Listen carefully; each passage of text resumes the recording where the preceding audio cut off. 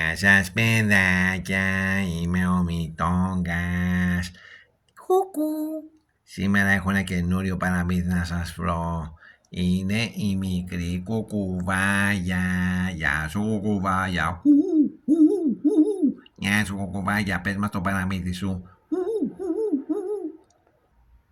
Μια φορά και έναν καιρό σε ένα δάσος μακρινό η μαμά μου κουκουβάγια βρήκε μια ήρεμη κρυψώνα, νάτι και ένα κουκουβάγιο και μπήκαν μέσα, την έφτιαξαν και κάνανε αυγουλάκια. Μετά από λίγο καιρό παιδιά, κοιτάξτε, σκάσαν τα αυγουλάκια και βγήκα εγώ μαζί με τα αδερφάκια μου. Κουκου, είμαστε 3 κουκουβαγιάκια μικρά. Κοιτάξτε τι όμορφα που είμαστε, και πήγαινε η μαμά μας και μας έφερνε να φάμε, έφυγε και μας άφηνε μέσα στην ασφάλεια που έχει εδώ η φωλίτσα μας.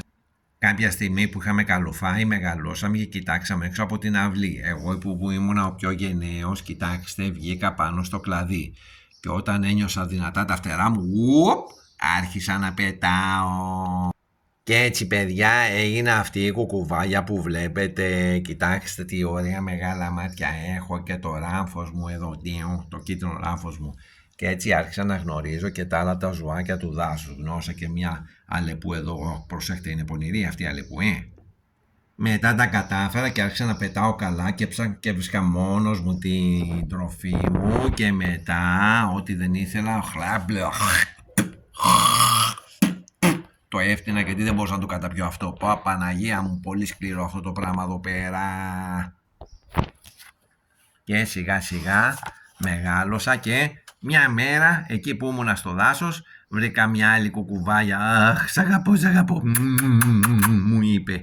Και έτσι αποφασίσαμε να κάνουμε μαζί μια οικογένεια παιδιά και πετάξαμε μακριά μέσα στο δάσος για να βρούμε κι εμείς μια καλή φωλίτσα. Όταν λοιπόν τα καταφέραμε και βρήκαμε τη φωλίτσα, κάναμε και εμείς τα αυγουλάκια μας, κοιτάξτε. Αχ, τι ωραία που είναι και χαρήκαμε πάρα πολύ και οι δύο παιδιά.